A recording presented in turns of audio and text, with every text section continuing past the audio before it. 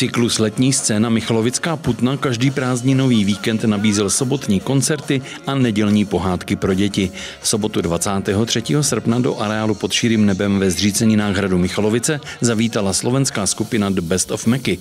Ta interpretuje písničky Miroslava Žbírky. Práve, že ono sa to zdá, že sú to veľmi ľahké pesničky, ktoré sa dajú zahrať aj pri ohni, ale my sme toto chceli dať aj ten svoj feeling, ktorý máme v sebe.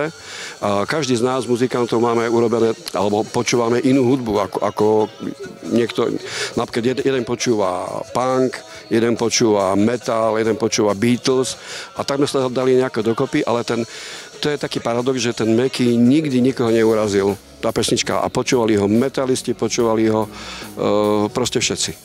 A hráte aj z modusu piesne, alebo iba Mekyho? Výborná otázka. My sme si povedali, že vlastne najprv, že budeme hrať pesničky iba od Mekyho Žbírku, ale potom by bola veľká škoda, aby tam neozneli nejaké tie hity, megahity, ktoré naspieval ešte v skupine Modus. Ty si hovoril megahity. Ktorá pesnička je pre teba megahit?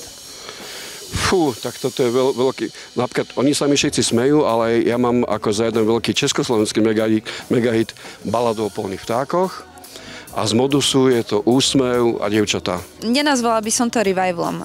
Nie je to, že revival. Hráme pesničky Mekyho Žbírku, snažíme sa do toho dať aj vlastne niečo to svoje, niečo to jeho a snažíme sa mu akože samozrejme priblížiť, ale není to tak úplne revival. Kapela nabídla průřez největšími Mekyho hity.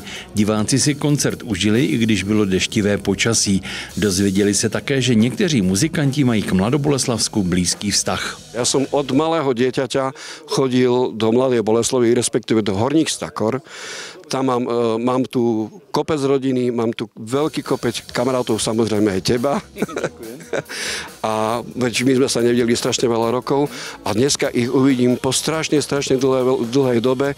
Ja sa veľmi teším, ja nemávam trému, sa priznávam, ale dnes už to na mňa tak lezie, že už sa mi chveje hlas a takéto veci, no. Pre mňa to bolo wow, pretože sme sem dakedy ako deti v okolí sme tu to všetko pobehali vlastne aj takto, pretože tu mám aj rodinu.